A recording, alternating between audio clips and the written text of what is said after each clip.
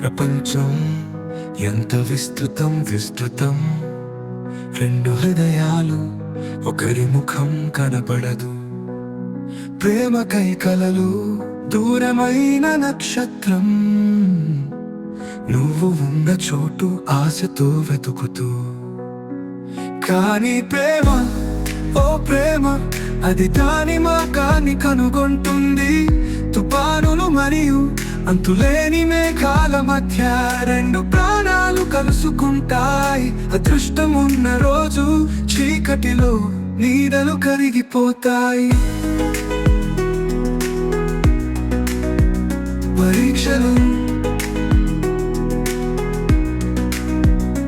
పరీక్షలు మరియు సమయాలతో వారు ఎదుగుతారు.